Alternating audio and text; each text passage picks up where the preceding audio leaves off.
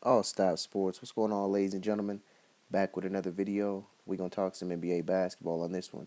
But first and foremost, shout out to the LDBC. And shout out to my brother Santee Walden. He posed the question today. Do you feel Doc Rivers is overrated? And my reply to that question is yes, I completely feel Doc Rivers is overrated. And here's my reasons as to why. Now, let's not forget, at one point in time when Mike Krzyzewski was going to step down as the men's basketball coach for the U.S. Olympic team, Doc Rivers' name was mentioned as a candidate to take over and replace Coach K. And I didn't know how that was possible because Doc Rivers is the only head coach in NBA history to lose two series when he was up 3-1. It happened when the LA Clippers lost to the Houston Rockets a few years ago, and it happened when he was the head coach of the Orlando Magic and they lost to the Detroit Pistons. Now, before the Big Three was established, I call them the Big Four because I include Rondo.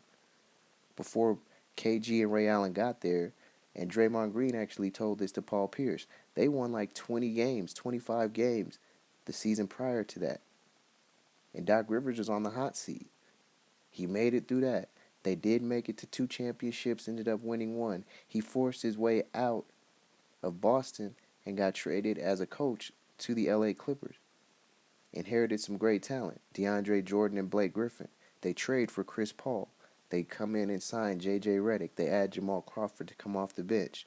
But they never could find anybody to replace and solidify that three position. He brought in older Paul Pierce.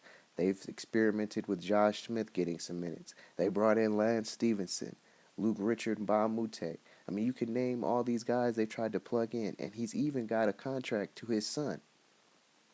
So all the personnel in LA is how Doc Rivers wants it. He's the general manager. Let's not forget this.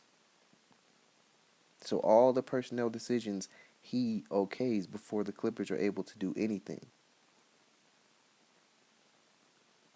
And he still gets eliminated and can't make it past the conference finals after winning 50 games 5 years in a row. And people will give him the excuse of injuries. But injuries has nothing to do with effort. And his guys in Game 7 gave none of that. And there's no excuse for that. David Fizdale, a rookie head coach for the Memphis Grizzlies, right now is a better head coach than Doc Rivers. Eric Spoelstra is a better head coach than Doc Rivers. Quinn Snyder, who they just lost to, the head coach of the Utah Jazz, is a better coach than Doc Rivers. And those are just names that people wouldn't think of off the top of their head. Hell, I think Luke Walton is a better coach than Doc Rivers. Doc Rivers, in my opinion, has somehow convinced people that his track record doesn't matter because all you have to do is just look up the history. Every place he's been, he's lost at. The only reason why the Clippers make the playoffs is because they have a lot of talent on that team, and Chris Paul is an extraordinary leader.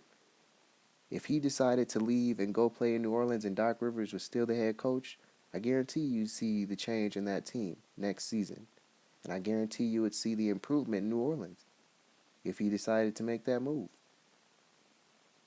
But there's no way I would have a problem if they decided to fire Doc Rivers. I feel like Game 7, he was coaching for his job. And with his team going out and losing that game by more than 10 points and not even really being competitive at home, yeah, it's time for him to go. And he can't keep holding his hat on that championship that they won in 2008 because before that he was a coach that was losing, and after that he's been a coach that's losing. So yes, I feel like Doc Rivers is overrated. That's my response to my brother Santee Walden.